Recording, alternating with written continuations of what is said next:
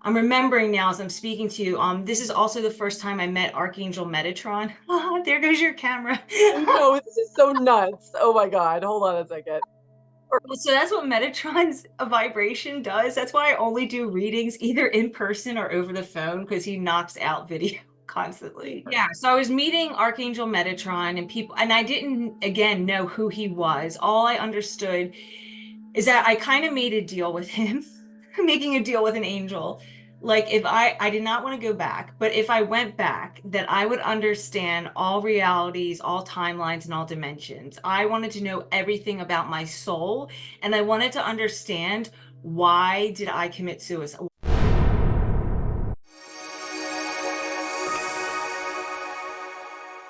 My guest today is Nicole Angel, psychic medium and connector with Archangel Metatron. And you guys, in our pre conversation, her energy turned my camera off at least 4 times already. So buckle up. This is going to be an extraordinary conversation. Nicole has had 3 near death experiences. Her gifts began in childhood, and she fills up auditoriums and gives people messages from spirit. So, this is going to be one of the most unusual conversations I've had, and I'm so excited. So, Nicole, welcome. Thank you so much for joining us today. Thanks for having me. Super excited. And yeah, let's start the show. Woo. Let's start the show. Well, let's start the show because yours began so early in life and you had all kinds of experiences as a child before your near death experiences really began to open up your gifts. So, will you share some of those experiences you had when you were little? Sure, absolutely. So, as a child, my father has told me stories of getting the family together when a loved one had crossed over, and before they got the phone call that his father crossed over. And obviously, this is before cell phones. I was born in 1980. So, like, we're talking like 85. I got the whole family together, telling them that my grandfather was about to cross over. And then we walked into my uncle's house, and sure enough, we got the phone call. And then my dad would tell me about I would understand foreign languages before I could read or write. Like he was watching a movie and I would understand what the subtitles were saying. And then he has also told me that growing up, I had a nanny, an older woman that lived next door to us, and she was just so she was my favorite, absolute favorite human. And I was upstairs playing with her, and I was making all this racket as like a toddler. And he came up and he was like, "What's going on?" And I said, "I'm playing with my nanny." And he's like, "Well, that's impossible because she died yesterday, and we're downstairs having her funeral." So like I grew up with these kinds of stories. It's just very commonplace in my reality. I just didn't put all the pieces together till later on in life. So Okay. yeah. All right. Well, why don't we start with your first near death experience? You can tell in any way that you want to share it. Sure. So my first near-death experience, I was 14 years old and I attempted suicide. And there was a lot of reasons for that. I was very sensitive as a child. If you said boo to me, I like freaked out. And this world was just very harsh. And the environment that I was growing up in wasn't exactly ready for a sensitive child like me. And so I fell in love, and my boyfriend at the time had broken my heart. And I tried to leave the planet. I mean, it's really that simple as that. And I attempted suicide. Now, I remember wanting to leave so bad. I remember that my heart was broken and I had tried to use a substance to cross the veil. That didn't work. My physical body went into an epileptic shock. I had a grand mal seizure. I ran right into a steel door. It knocked me out. I popped out. I left the body. And when I left the body, I remember being meted by what I thought sorry, by ancestors and loved ones on the other side, thinking I was just in a white room and they were just here to see me and they were counseling me and talking to me. And I just remember feeling an immense amount of love and security and light, and that everything was going to be okay. And the next moment I know is that I was popped back into my body. There was a loud, what I call vacuum sound. And I've heard that many times through my life where you hear a vacuum, like your soul is being sucked back into the body. And I woke up and I was in restraints in a bed because I had attempted suicide, and my mom was next to me crying. And I remember that at 14 years old. And she was just so, she thought she had lost me. And I literally woke up through on the gurney and talked to the nurses, and they eventually took the restraints off of me because I was violently thrashing, and they were just trying to calm the physical body down so that I could come back into the body. And then once I did, obviously I received the counseling that I needed. And that started kind of like my journey and wanting to know, like, why did I have such a strong sensitivity level? And why would something like heartbreak just send me so over the moon and through the roof? And like, I didn't want to be here on the planet anymore. And then how did I know as a little girl to attempt to like get out of the body? So. So you mentioned when you were on the other side, you had a counsel that you were meeting with. So you're 14. I'm guessing you've never heard of anything like this before. What did this council look like, and who do you think they were? So I know now they were my spirit guides. I definitely saw my grandfather over there, who was in the previous conversation we just had about the person that passed was my dad's father. So I felt comforted. So I knew that my grandfather was there, but I didn't have any consciousness or awareness of time. And I didn't understand that I had passed or I had left the body. I didn't understand that's what was going on. And the feeling behind everybody's, I don't even know that there was words exchange, it was more telepathic and a vibration, and just like this, all of a sudden a sense of knowing that I was safe, knowing that I was with family, knowing that I was with my spirit guides, knowing that God had me, whatever that sense of God or universal source energy is. Like, I didn't really have the verbiage for it, but just understanding that the totality of the energy had me. But I grew up Catholic, so I guess there was an underlying belief system, and this sense was that it was God who had me and all the angels. I did not see winged figures. I saw more figures of white light behind the veil, and it seemed like they were all in a circle with me and just comforting me and letting me know that my purpose, that I would understand all timelines and realities, that my purpose was to come back to Earth. And then I'm remembering now as I'm speaking to you, this is also the first time I met Archangel Metatron. Ah, there goes your camera. I know, this is so nuts. Oh my God. Hold on a second.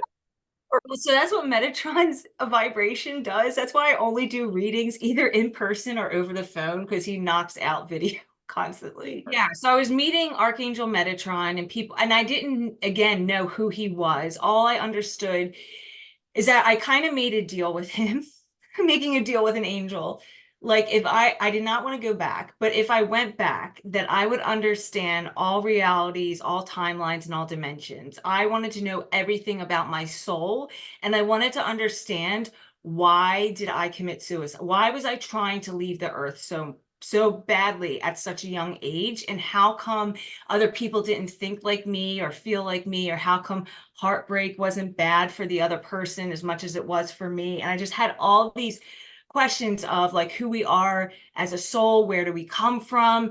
I remember getting really upset with the idea that our purpose on life was just to work a million hours and retire and then like get old and die. And I remember getting pissed off about that. And I'm like, there's got to be a bigger reason than why we incarnated onto the planet.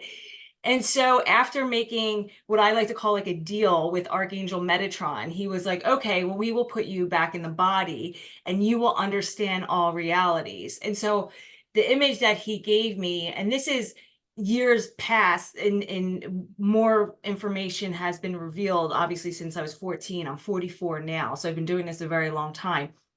He showed me that more of my soul actually incarnated into the physical body. And then that allowed me to have these existential gifts and psychic abilities beyond what the normal person has. It's not that other people cannot wake up to this. I teach psychic development, and I teach people that you have the same hardware I have. It's just we need to wake you up and show you how to use it. So, yes, that was my first meeting with Archangel Metatron.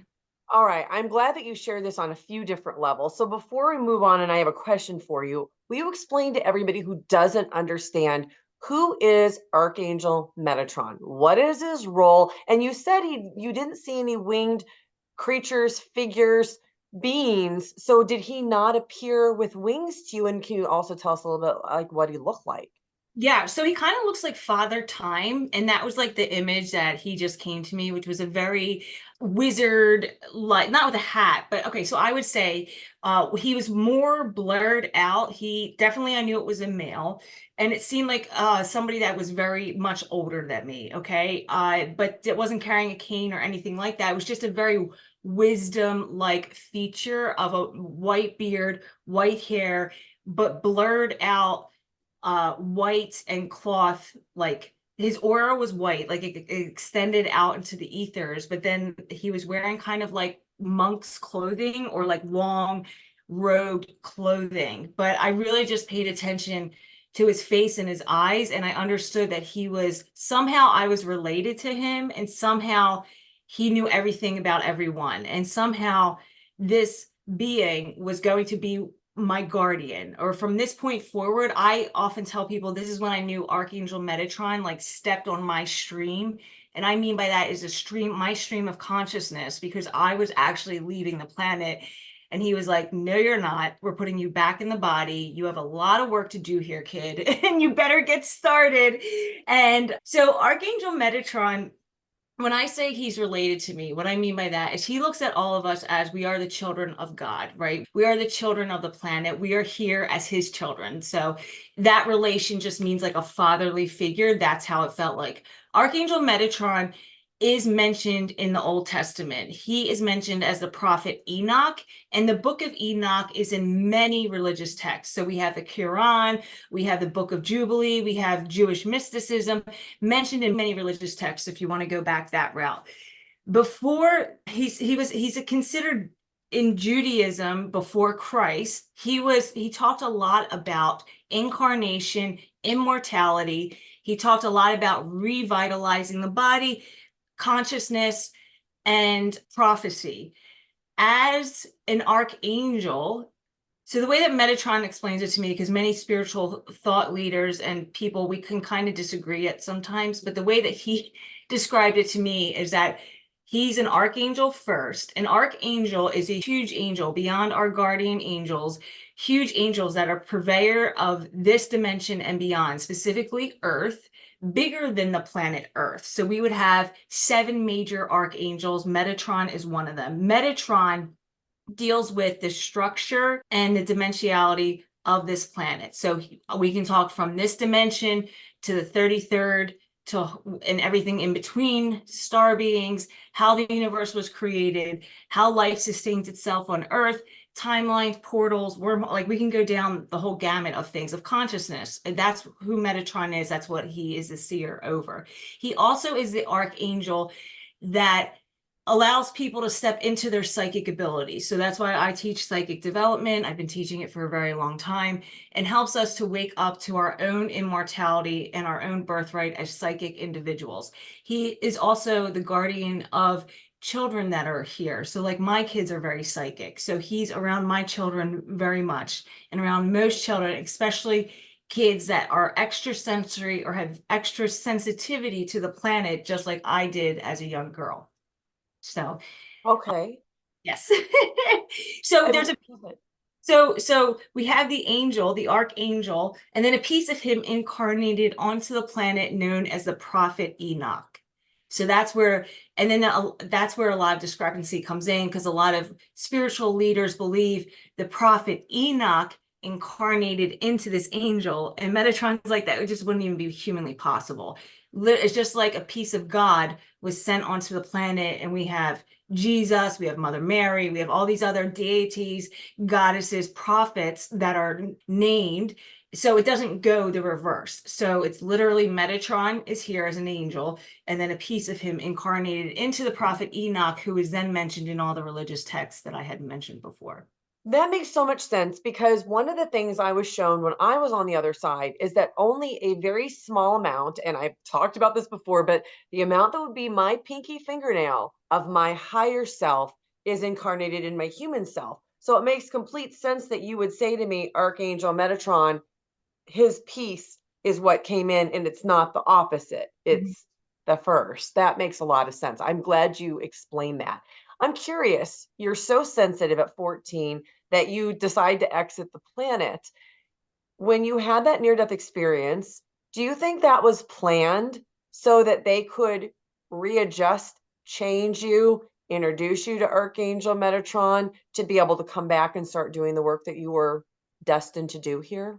Oh yeah, absolutely. Like I know from a soul level, every single instance we have on this planet is planned well beyond our birth. So before we incarnate, we make those decisions with our spirit guides, our spirit family, and we come onto the planet as a soul to experience such things. And I believe they were just waking me up sooner so that I could get to my work faster. Yes.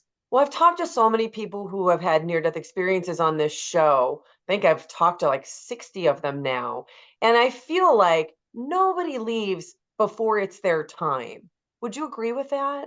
Oh yeah, the archangels. So I also work as a psychic medium and I deal with a lot of death and I'm very comfortable in that space. And the sense that they all tell me, all of our loved ones that cross over and all of the angels is like we do not leave before we are meant to. If I am going in onto a head-on collision and I am not meant to die, Archangel Metatron Michael will stop reality, literally spin me into the next lane, and I will clear miss the car because I'm not supposed to pass at that time. That is the only time that they are allowed to intercede on our behalf because of free will. Any other time, let's say if we have like if we're in an abusive relationship or we have a money issue or we have a love issue, a family issue, they do not intercede on our behalf unless we ask them to because they cannot break the free will contract. So yes, we do not leave before our soul is meant to leave the earth. Well, I'm so glad that you're talking about something like this because I think a lot of people who watch this channel do so because they've experienced some type of a profound loss. Because some of the videos that are really popular here talk about signs from our passed away loved ones. And I think that when somebody dies, sometimes the people that are left behind have a guilt of, I could have done this. I should have done this. And they'll spend years maybe torturing themselves that they could have, would have, should have, in hindsight, done all of these things. And if they had have done one of them, their loved one would still be here. And I love that you're sharing that they couldn't have. They need to release themselves and give themselves the grace to understand that there's some kind of a plan that they didn't have control over. Yeah, and I'm smiling because I can relate. So, three of my very good relatives, like people I was connected to, two of my grandparents and an uncle of mine passed. Wait, one, two, three of my grandparents and an uncle of mine passed before I got there. Me, as a medium, as a psychic, knowing when they're going to cross, knowing that I need to get there at a certain time, I needed to call, whatever. Spirit is well, they are so much more well equipped than we are when leaving the body that they can move the pieces of reality and they leave when they want to leave. It's not more often than not, they leave before sometimes we get an opportunity to say goodbye. They don't want us to remember them in that way. And I'm telling you, I do this for a living. I know exactly when somebody's going to cross and they still get me. They still, because, and I find it funny because it's like they're playing a trick on me. Like, oh yeah, you think you're going to get there and say goodbye to me? Like I'm going to pop out of the body before you have time to. Or you turn away and they take their last dying breath. Or you feel like Yes. said I love you one more time and it's like no, they got it, they got the message, they know that that you love them, that you wanted to be there, that you had your child to take care of or some other important family member or something was they leave when they want to leave. They do not everybody my wish is that everybody would release any kind of guilt that they would have towards their loved ones passing. I am telling you, it is a well orchestrated event beyond the veil. The angels know exactly when they're going to pass. I knew exactly when they were going to pass, and I still couldn't get there on time. It was just not the way it was supposed to be because they do not want to leave in any other manner in the way that they want to leave. So, a lot of my grandparents were dying of illness. They don't want me to see them that way. My uncle wanted me to remember him on the beach, in the boardwalk, having a great time, not in a hospital bed. Like, this is just the way that our loved ones want to be remembered. And we as humans take it on ourselves to have that guilt, and they just really want us to release it. Oh, Absolutely. I am so glad you're sharing this because I know whoever's watching right now needed to hear that message. Thank you so much. That's amazing. Okay, so you have had 3 near-death experiences, so can we move on to your near-death experience number 2? Yes. So I'm a wild child, as you can't, well, you don't know me yet.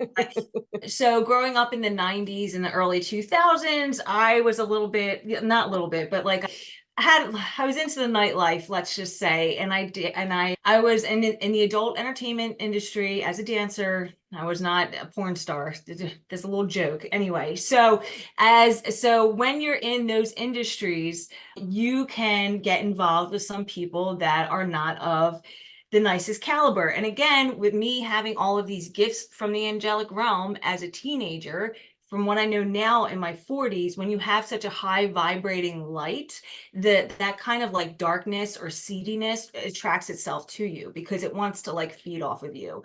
And I could write books on that.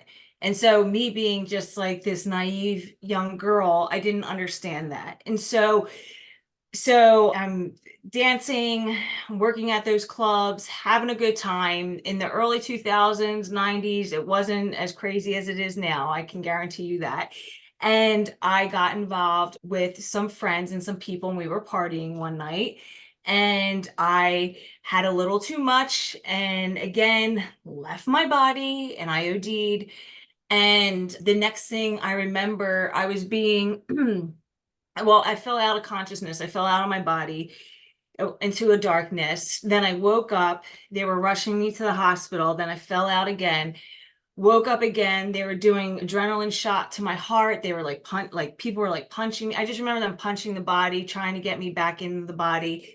I fell out of consciousness again. We go in and out of dimensions a few times, especially when you're under the influence and your body is just like flatlining.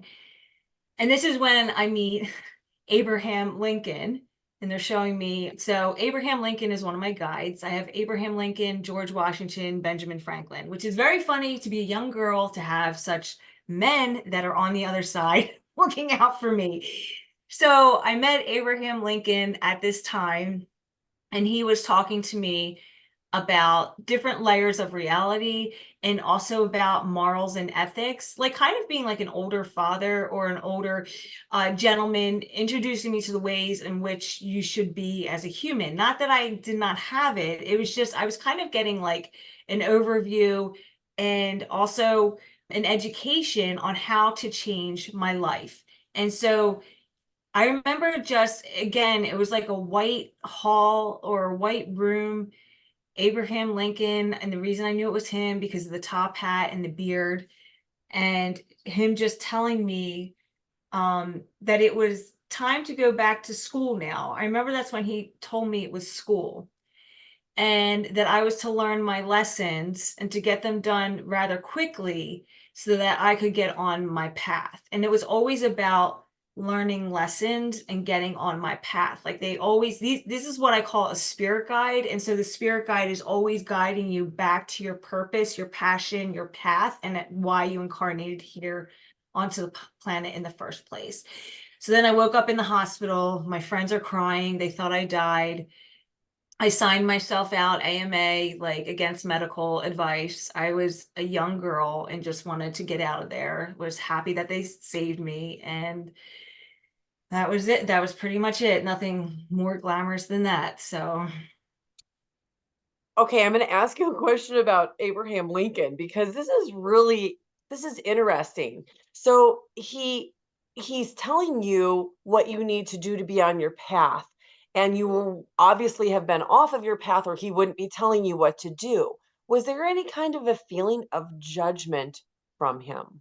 no, it was more that I was doing this. I was learning all these lessons so that I could help people. And I know now with 20 years into this work, like there's so many souls that I can help because of my array of experiences. And that I was literally, it was a school called Planet Earth, and I was in class and I was learning as many lessons as possible so that I could help a lot of people. I've since gone on 10 years helping people with drug addiction, mental illness, getting them sober. I did a lot of work helping a lot of people get sober. So had I not had these experiences, I don't believe I would have been able to do that type of work. So yeah. You know what I love about you saying that so much? I feel like in our culture here, especially in the United States, we have these thoughts about people when they're in these different experiences and we judge them for these, because it doesn't align with a certain moral, or like, oh, well, I'm not doing that. You feel like you're maybe better than somebody else.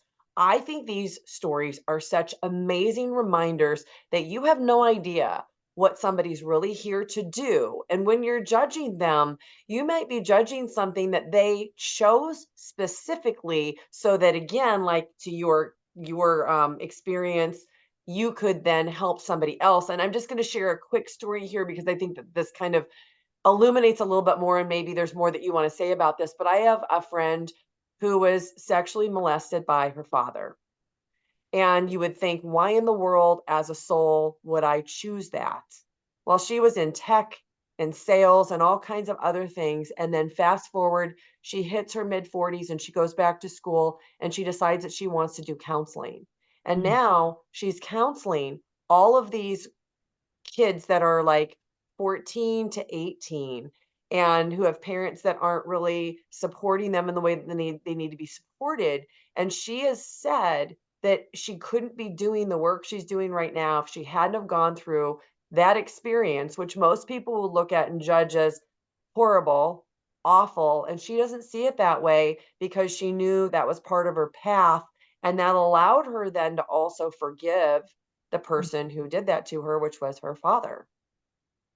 I mean, what a full circle, beautiful story. That's the journey of a soul, is that she's evolving. And then giving back, being of service. And Yes, that's what I get to do today and have fun the whole time, giving I back. love it. I love these conversations because I know that the people listening, something will hit with somebody that helps them make a difference or shift their perception. Mhm. So this Yes. is wonderful. Okay, so you had three. So will you share near death experience number three? And are you going to quit having these? No, I know. Well, because I'm smiling because I'm like, it's kind of like the same thing on repeat, except this one was way worse. So again, I'm back into that industry. It's hard to leave it once you are in it because you're making a lot of money and you're a very young person, and to have that much money, it's just all new. So I was 24 at this time. And at 24, like basically just, I thought this was going to be my life, like drugs, sex, and rock and roll, basically, like hanging out with a bunch of celebrities, dancing, making a lot of money. Okay.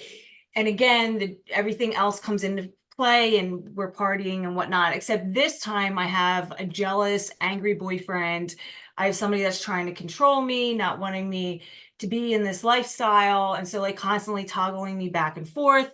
And so I go on like a car ride with him and we continue to party and whatnot. And then I literally leave the body. This time I remember it vividly. I'm in his car and it's snowing outside in Philadelphia, and I'm down by the river or Penn's Landing, and I leave the body. And this time I'm happy. Like I'm gunning for death at this point because I don't, even though there's like this whatever kind of lifestyle being a dancer, it's not fulfilling, obviously, not where I want to be. So I'm like happily welcoming death at this point. And I leave the body and I go and meet like what seemed like the end. The only way I could say, these are the people that make the decision if you're going to be on the planet or not. I don't know what type of council it was, but it was some sort of council that had the final say as if I was going to be on the planet or not. It's kind of like they had it. Not that they had it with me. I don't want to say that because the type of love that they have is so unwavering. It was just a very matter of fact, very direct, like, are you done yet? Are you ready to be on your path? This is going to keep happening, and each time it's going to get worse. So this time I had there were some medical things that were happening in my body. My body was shutting down at 24. When I come back to, when I come back into the body, literally the doctors and the nurses are telling me I had contracted a pretty rare disease. Something was going on and my body was shutting down. And my liver was shutting down basically. And they were like, you need to stop doing what you're doing or this is it, like we're done.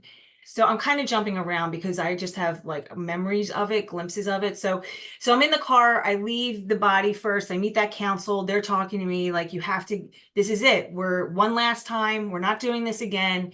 You have to get in the body. We have a plan for you, just follow our lead. It was basically the instance, or was the feeling, our instant feeling, because as a young girl, I'm not listening to anybody, spirit guides included. I don't really give a crap. I'm going to do what I want to do, right? So they spoke to me again, put me back in the body. And this time they're like, we're putting in your whole, basically your whole soul. Like you are incarnated fully into the body. You're going to wake up and you're not going to want to do this anymore. And you're going to remember these conversations and you're going to have all this experience to then help people on such a level that many others will not be able to. Like when I help people get off of drugs and alcohol and through mental illness, it's because I've had all these different layers of experiences, and I can help people that are usually the harder cases or the people that keep relapsing in life. And when I worked in the treatment industry like that, they always sent me the case people that were very hard to get sober. It was very hard for them to get sober. And we can talk a little bit about that later on. So fast forward, my boyfriend at the time rushes me to my father's house because my body's shutting down. He doesn't know what to do with me. I'm having involuntary things happen in the body. My tongue is like hanging out of my mouth. That's not cute. Tongue's hanging out of my mouth. I'm like twitching. They bring me into the hospital. I don't have a bed. Again, you're talking about discrimination. They don't want to help a junkie, right? They don't want to help somebody. So eventually, there's a priest. They bring me into a Catholic hospital. The priest starts praying over me, says that God isn't done with me yet. He can feel it on every level. They find me a bed. And then I'm in there for, I think, a couple of months. And the nurses, the doctors, the priests, the nuns, everybody comes in and sits with me for hours, just praying over me, helping me, wanting me to get back into the body, like get back onto the way, into the right path, because my body is so deteriorated at this point that they had to pump me full of medications and narcotics to help alleviate what was going on internally. I had a couple liver biopsies. I contracted an illness. They were cleaning that up inside, a bacteria infection. There was a lot of gnarly stuff happening. So finally, I get to a point of mentally, and I'm not going to ever touch anything ever again. And I'm going to lead a normal life. And this is the point where I totally turned my life around. I was 24 at the time, and I've been just hitting the ground running ever since, helping as many people as possible. And that's been a full 20 years of living this way. And God literally speaks through me, words of wisdom, inspiration, encouragement, helping others, because my life, it was meant to be a pure example of God's light and love, and that the angels and God have a plan for us. God, source energy, creator, however you feel comfortable communicating, has a purpose and a plan for each of us. And if we just stay sober, if we stay conscious, if we listen and feel into it, our life becomes full of magic and miracles where once it was not. So I know that they saved my life so I could speak that value onto the planet and help as many people as possible. Wow. So, Nicole, I know that God has a plan for us, but I also believe that we have a plan that we've devised for ourselves of things that we want to learn and a purpose that we're trying to fulfill. So, you're 24, you come out of all of this, and now your life completely changes and you are giving back, but you also developed many gifts. And obviously, you were awake as a child from your stories of early childhood, but how did these gifts then begin to develop from the time that you were 24? Yes. So I started working in behavioral health. I started working in dual diagnosis centers, and I would meet with clients, patients. At first, because I was going back to school for behavioral health and I could only work under a nurse practitioner or other psychologists or other psychiatrists, I would meet with the people in a group setting And I would help the women specifically. Men I did help as well, but women moreover, because of the different things that affected women that I understood on such a visceral level.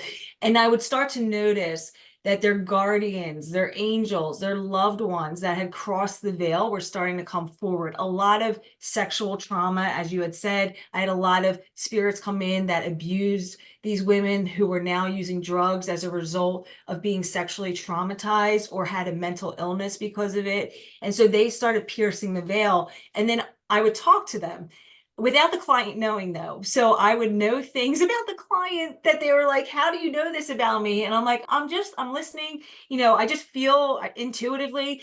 And then I started understanding what was going on. Okay, all right, angels, you're going to start giving me this information. I'm going to start helping these people so that they can recreate their life. So I did that for a good 10 years, where I worked in many rehabs and mental health facilities. And then I worked for a lot of the unions in the Philadelphia area as a liaison. So between the facility and then their people, so anybody that had a problem would go through their department, their health and welfare fund, and then I would connect them to the right facility. So I had a lot of guys that I would work with that had never been on an airplane before, or had never left their neighborhood before, or who didn't know any other way but drinking or drugging around their neighborhood in Philadelphia.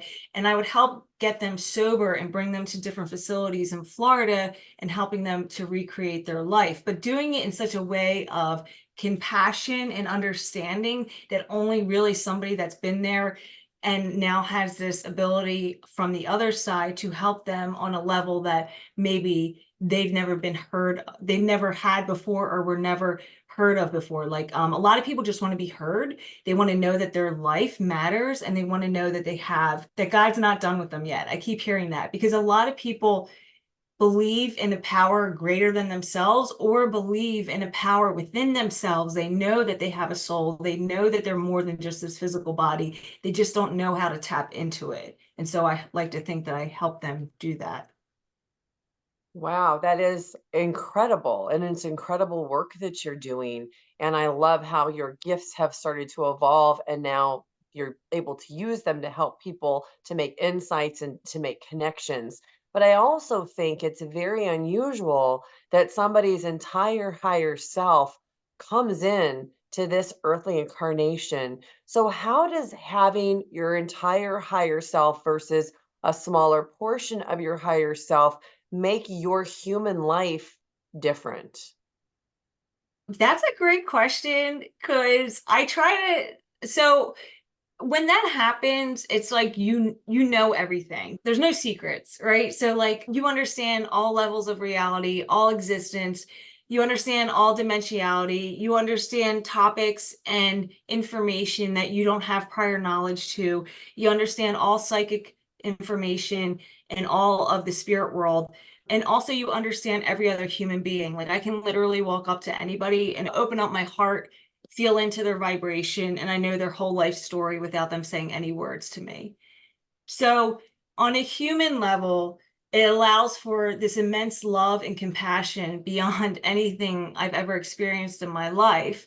So, there's that side of me. And then there's the other side that I'm still a 44-year-old woman who, wants to have a family and coworkers and be like not normal, but just live in this reality that, on the planet. So I don't walk up to everybody and tell them their life story. It's not for me to do.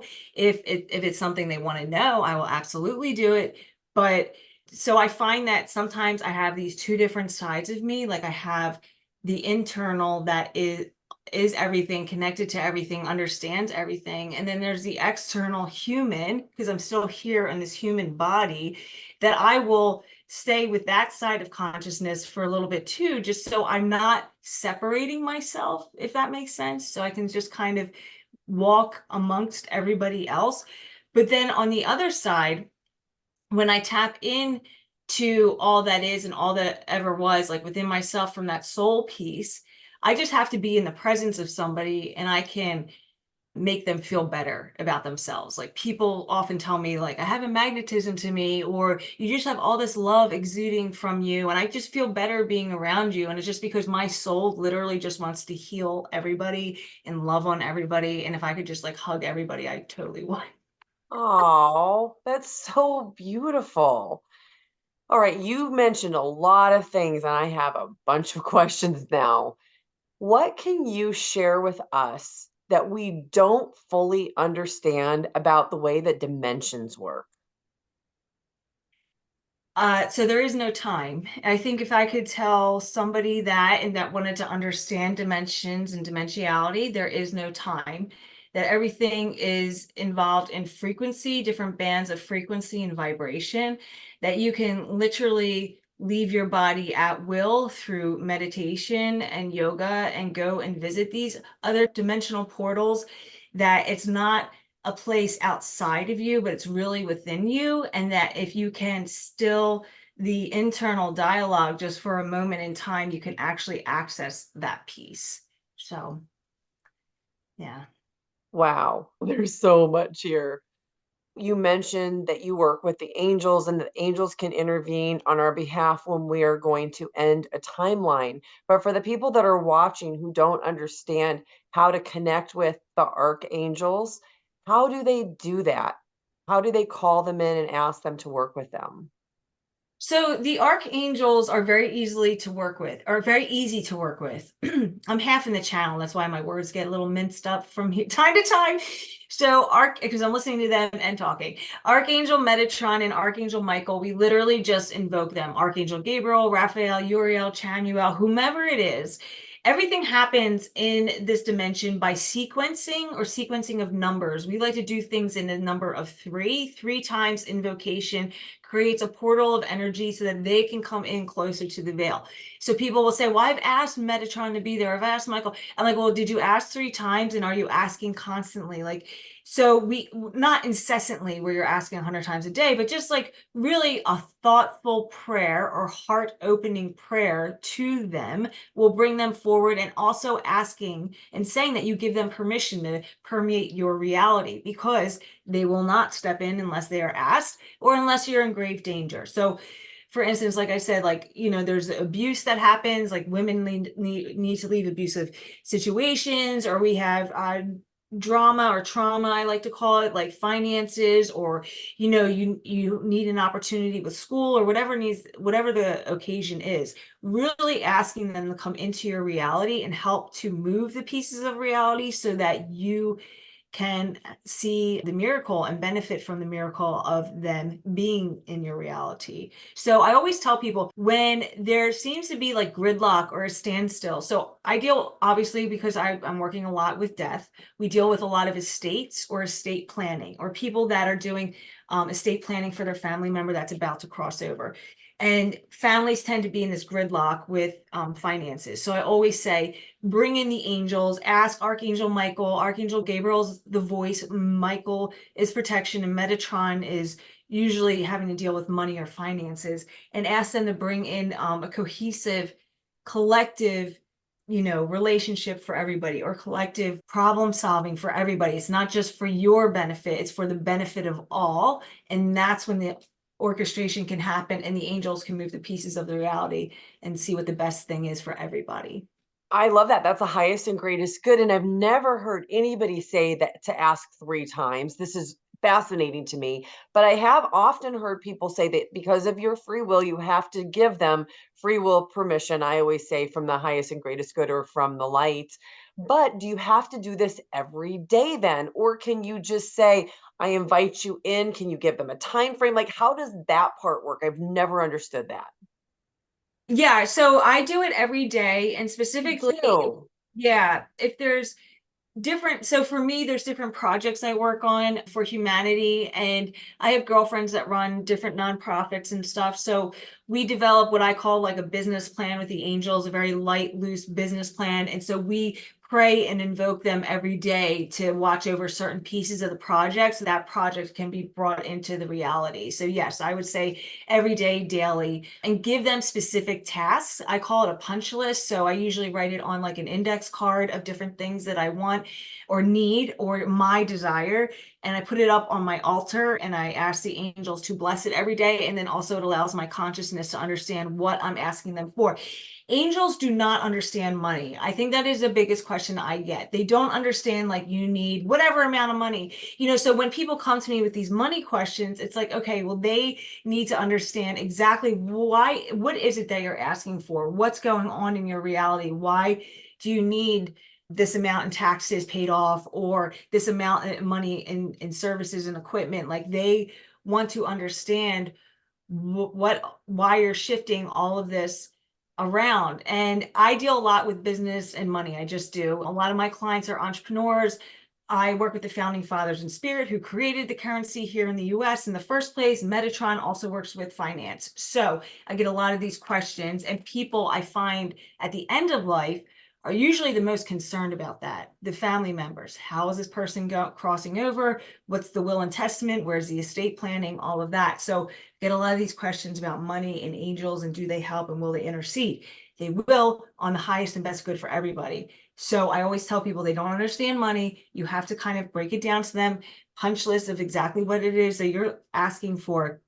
And like I have a different project list for each creation. So like I have one for my house, I have one for my career, one for my children, one for health. I always say health, wealth, love, and abundance. Those are 4 things that I Okay, usually health, hold on. Health, health, wealth, wealth, love, love, and and abundance. abundance. Yeah. Okay, so those things. So you mentioned that the angels have different modalities of how they work. Hold on.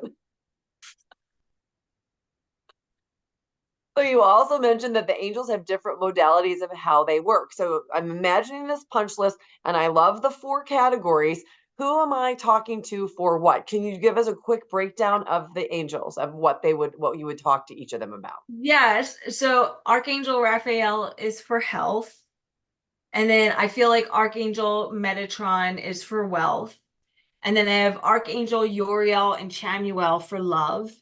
And then for abundance, I have Archangel Gabriel, Archangel Michael. Now, that is just my set list, as I call it. Anybody, there's not one size fits all. So I'll just run through this. So Archangel Michael, throughout many texts and history, is known as the protector. Okay, so anything you need protection from or of or with, Archangel Michael is who you want to call upon.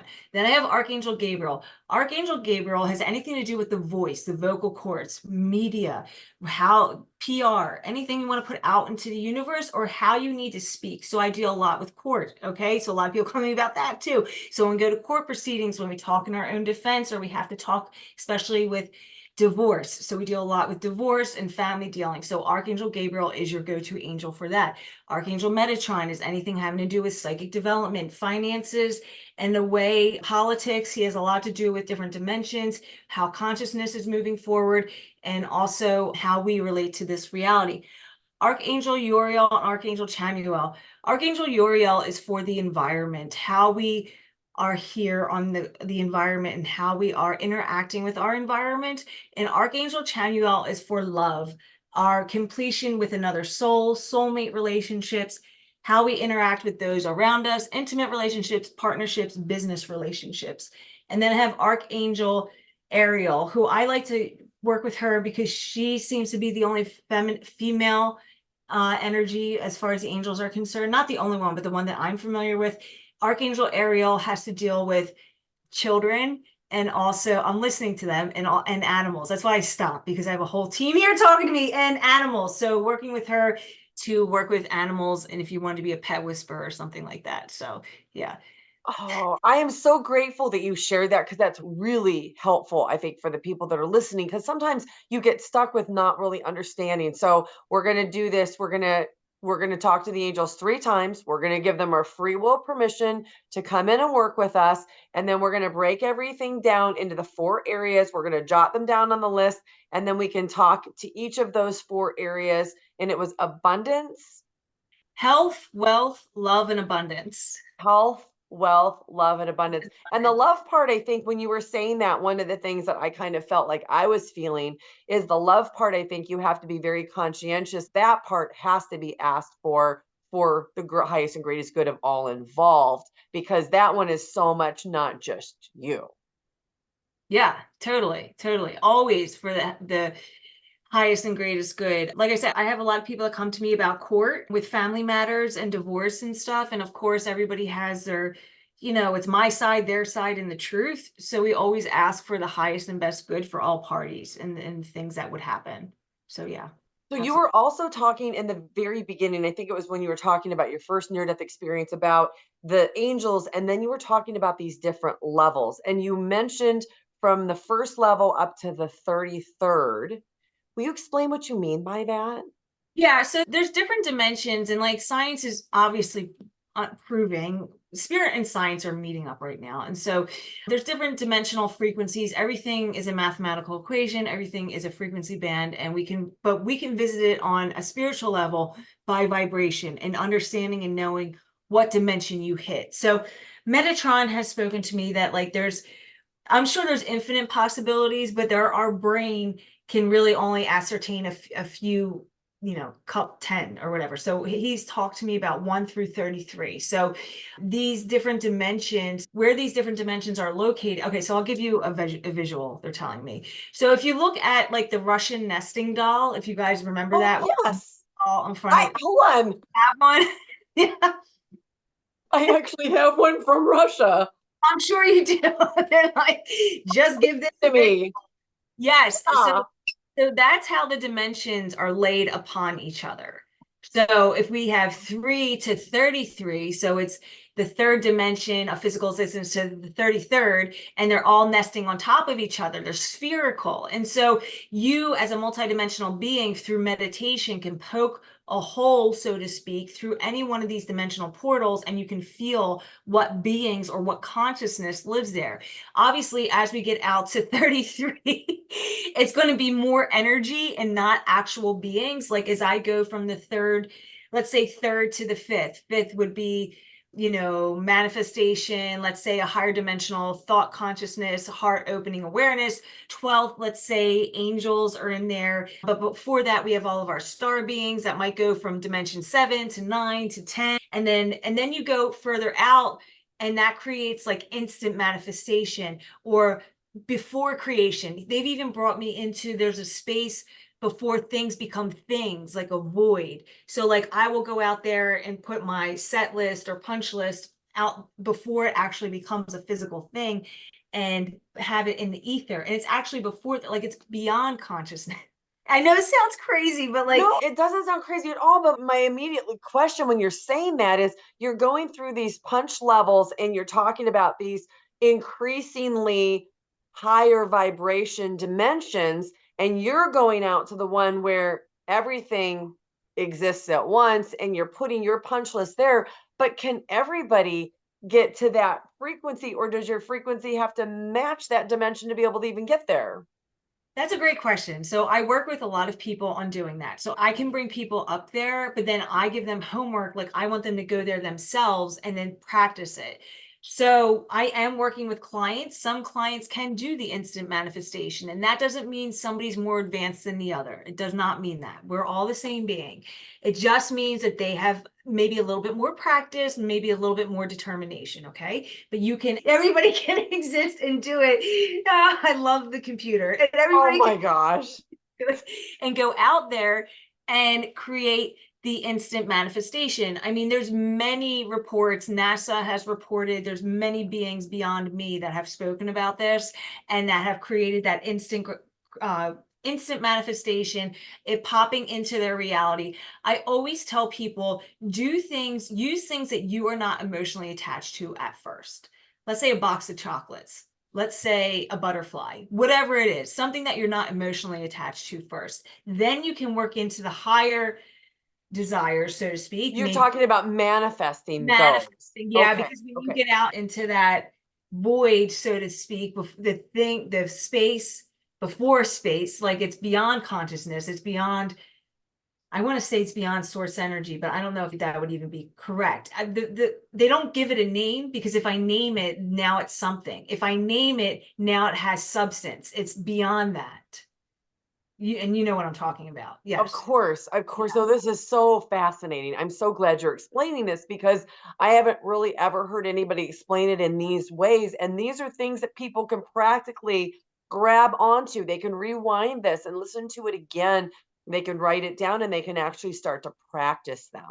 Or they can reach out. When we get to a place where we're not attached to the manifestation or the creation in our reality, and this is what Metatron has taught me at length, 20 years of this, is that when this is when I can collapse time and things just happen instantly. Like I wake up one morning like I want to fall in love today, and I meet the man of my dreams. Or I wake up one morning like I want $1 million, and $1 million comes in. Like whatever it is, you know. And I'm just using things that we can relate to.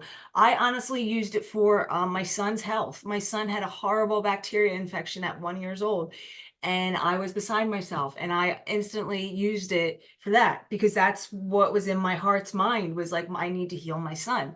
So there's many different ways that we can use these instant manifestations. The point of it is that when you understand your soul, who you are on a soul level and where you come from, creator, from source energy, and that nothing is without your reach, that you can obtain anything, it is your birthright, then you start to have fun here.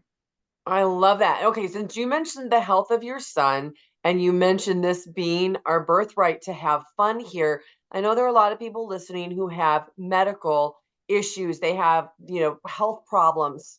Hold on a second. Doggone it. Love technology. Oh my gosh.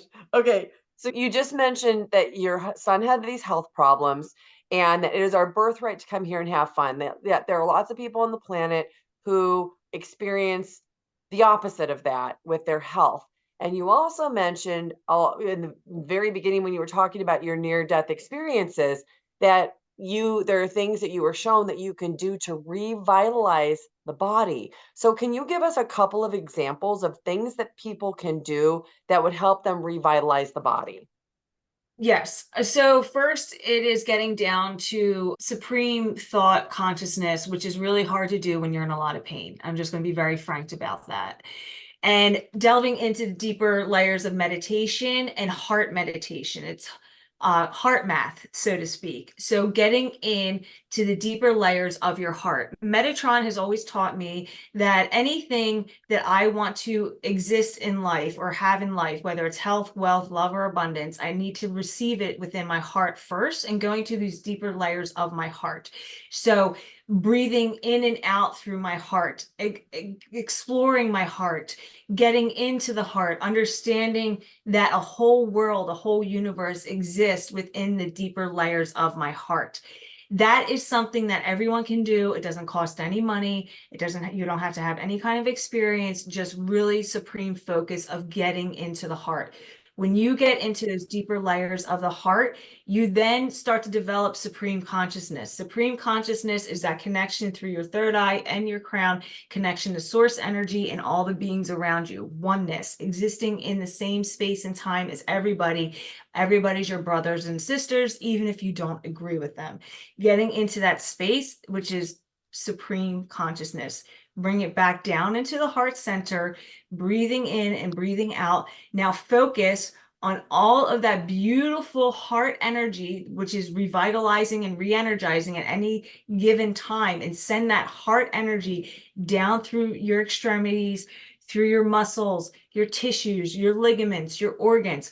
I will do this. Like I said, my son had an illness. I would lay in bed with him, or he would lay in bed with me. I would do this breathing, this meditation, getting into my heart center. Because he was a baby, he's already there. So kids are already at this place. And I would direct the energy and go through all his tiny little organs, go through all his muscles, his ligaments. And of course, we're getting medical treatment at the same time, right? It's not one versus the other, it's in tandem.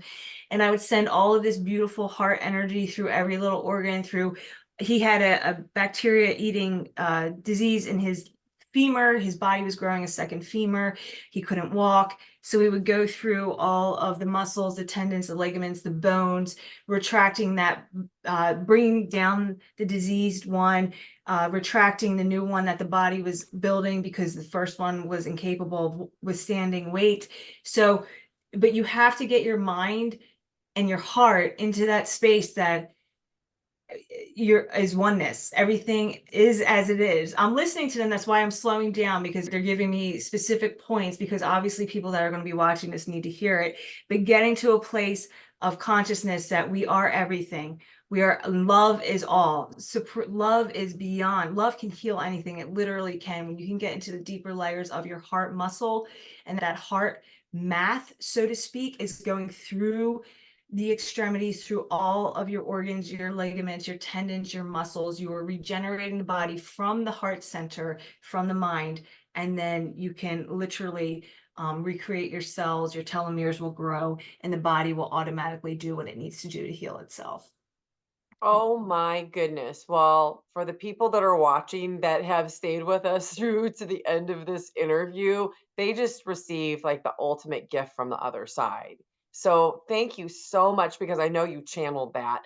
You also have taken out my camera at least 15 to 20 times during this interview. I've only had this happen 2 other times with NDEers, but the camera is completely non-functioning. So if I look different now than I did before, it's my terrible built-in camera to my computer. So, oh my gosh, like seriously, the power of what this is unbelievable. I mean, I can definitely feel a power in this. So, thank you so much for sharing that. So, you work with people in lots and lots of different ways. You do these amazing auditorium readings for massive amounts of people. And then I think you do individual ones, and then you've got your courses. So, will you tell everybody exactly how they can work with you, where they can find you, and what all you do? Absolutely. So easiest way to find me is my website, myangelteam.com, or Nicole Angel on any social media platform. But myangelteam.com has all of that in one space. And that has a list of all my current events. I have events in the PA, New Jersey, Delaware, Florida, and beginning New York area. These are live events where I will work with a live audience, and hundreds of people come in. It's a fabulous time, huge activation, healings. We talk to your loved ones in spirit, your guardian angels, psychic informations, amazing time. Or you can work with me virtually online, or go to spiritschoolmagic.com. But that again is on my website. And that is a psychic school that my girlfriend and I opened up in 2018, where we teach people how to do this personally or professionally. And we have a ton of courses on there. But again, go to myangelteam.com, and it has all of it right in one place. So Oh my goodness. Well, this conversation so much exceeded my expectations, because I know I love to talk to people who have near death experiences, but even more, I love to talk about to somebody who has these gifts that they're using to make their life better, make the people around them's life better, and then you share this with everybody to help raise the collective consciousness. So Nicole, I'm so thankful for you and what you are doing, your work that you're doing, and also for your time today to share all of this with us. well, thanks for having me. It's been fun. This was a great interview. I had a lot of fun. Oh, I had a lot of fun too, except for my camera. Now I'm gonna have to go buy a new camera. But thank you very much, and thank you everybody for All right. watching. Bye. Next up, check out this playlist of other NDE interviews. Please like and subscribe. It really helps this channel to grow so I can bring you more content. Thank you for watching. I'm so glad you're here.